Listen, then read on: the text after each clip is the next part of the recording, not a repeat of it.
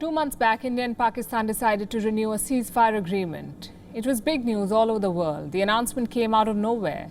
When did these officials meet? Who took the first step? A lot of questions were unanswered. But a few weeks later, this report came out. It said that the United Arab Emirates had brokered talks between India and Pakistan. Neither Islamabad nor New Delhi responded. So what exactly was in this report? It talked about a 3-step peace process, a ceasefire, followed by reinstating envoys, and finally a lasting settlement on Kashmir. So where did the UAE slot in? As a mediator, Emirati officials handled the backroom talks apparently between India and Pakistan. At least that's what the report said. Until now, there was no official word on this. It was based on unnamed sources and conjecture. But that's not the case anymore. A senior Emirati diplomat has confirmed the UAE's role. Listen to this.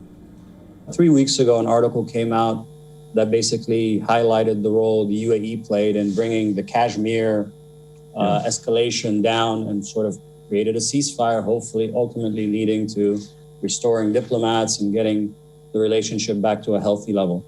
We try to be helpful where we have influence with 2 different countries. So India and Pakistan was the most recent one.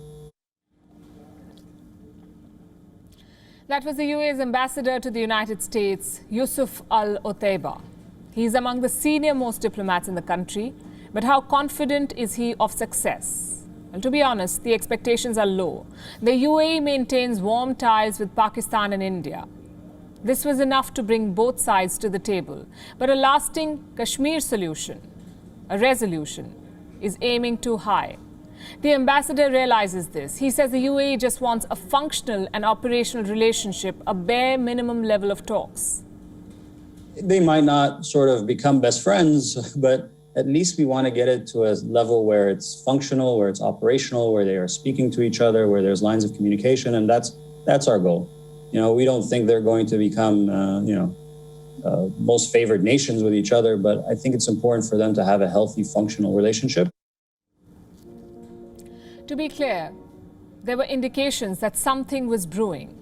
In November, India's Foreign Minister S. Jaishankar visited Dubai. The very next month, Pakistan's Shah Mahmood Qureshi also landed in the city. And we're not drawing conclusions here, just stating the order of events.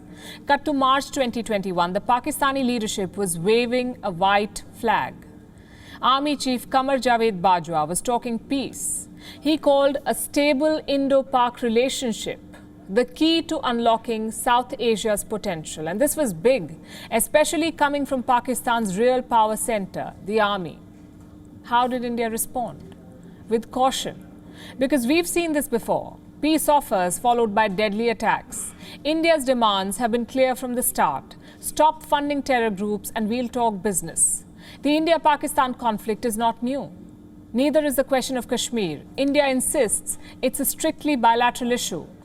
But many countries have tried to cool tensions in the past. They've all ended in failure because Pakistan cannot retain a government long enough to hold talks with India. And when things appear to be positive, the tanks roll in from Rawalpindi.